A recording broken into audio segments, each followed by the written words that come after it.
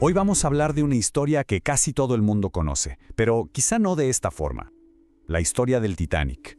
Porque no es solo el relato de un barco que se hundió. Es una lección, una muy dura, sobre el orgullo y lo que pasa cuando la ambición choca de frente con el poder de la naturaleza.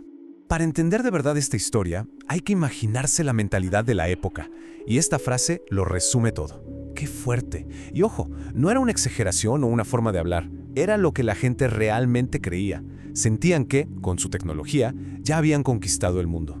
Y bueno, empecemos justo por ahí, por el mito. En esta primera parte vamos a ver cómo se construyó esta leyenda. Cómo fue que el mundo entero se convenció de que este barco era de verdad imposible de hundir. Primero que nada, las dimensiones. 269 metros de largo. Era el objeto en movimiento más grande jamás creado por el ser humano hasta ese momento. Un auténtico titán de acero, diseñado no solo para impresionar, sino para dejar claro el dominio sobre el mar. Pero no solo era grande, era un palacio flotante. Pesaba más de 46,000 toneladas y tenía de todo: albercas, restaurantes de lujo, salones elegantísimos, un gimnasio, lo que se les ocurra. Pero la joya de la corona, lo que le dio esa fama de insumergible, eran sus 16 compartimentos estancos. La tecnología parecía simplemente infalible. Entonces, aquí está el punto clave. El Titanic no era nada más un barco. Era un símbolo, una declaración de principios.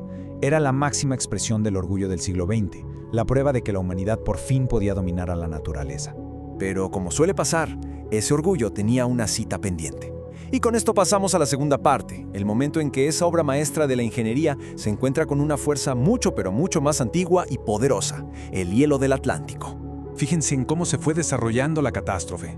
Durante todo el día llegaron avisos de otros barcos. Cuidado, hay icebergs. Pero a bordo, la confianza era total. Para la noche, los operadores de radio estaban saturados con mensajes de los pasajeros, y no todas las advertencias llegaron a donde debían. A las 11:40 de la noche, los vigías lo ven. Demasiado tarde. Y aquí está la pregunta del millón. ¿Por qué ignorar tantos avisos tan claros? La respuesta es tan simple como terrible: exceso de confianza. La tripulación iba a toda velocidad porque querían romper un récord de llegada. Creían que navegaban en una fortaleza inexpugnable. La precaución más básica quedó en segundo plano. El barco era una maravilla, sí, pero tenía un talón de Aquiles. Su famoso diseño insumergible tenía una condición: podía aguantar que se inundaran hasta 4 de sus compartimentos. El iceberg no lo partió, más bien fue como una navaja que rasgó el casco, abriendo brechas que comprometieron no 4, sino al menos 5. A partir de ahí, era pura matemática. El hundimiento ya era inevitable. Y una vez que esa condición fatal se cumplió, la caída del Titán fue sorprendentemente rápida y brutal. Vamos a ver las consecuencias directas de esa colisión. Menos de 3 horas. Pensemos en eso un momento. El símbolo más grande del poder humano, ese palacio que supuestamente ni Dios podría hundir, se lo tragó el océano en menos tiempo de lo que dura una película. Fue tan rápido que sembró el caos y la incredulidad total.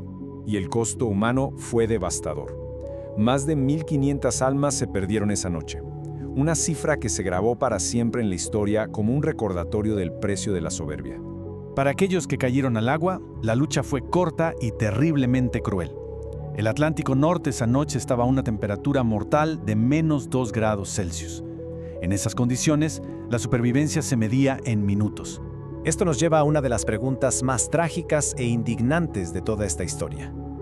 En el barco había más de 2,200 personas a bordo, pero los botes solo tenían capacidad para unas 1,178. ¿Cómo es posible? ¿Por qué? Y aquí vemos la arrogancia en su forma más pura y letal. La estética, el que las cubiertas se vieran amplias y elegantes para los pasajeros de primera clase, se consideró más importante que la seguridad. Se sacrificaron vidas en el altar de la apariencia, bajo la creencia de que, al fin y al cabo, los botes nunca se iban a necesitar. Pero de esta terrible tragedia el mundo aprendió. Pasemos a la parte final, el legado y las lecciones que el océano nos dio a través del Titanic. El descubrimiento de los restos en 1985 fue un momento histórico. No solo resolvió misterios, como confirmar que el barco sí se partió en 2, sino que también trajo la historia de vuelta al presente, recordándonos la tumba helada que yace en el fondo del Atlántico.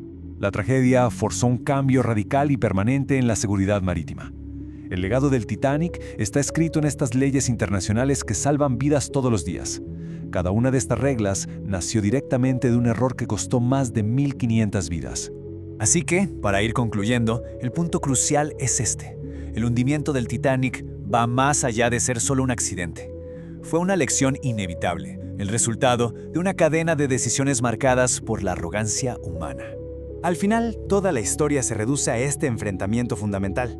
Por un lado, la cúspide de la tecnología y el orgullo humano. Por el otro, una fuerza natural indiferente, silenciosa y absolutamente implacable.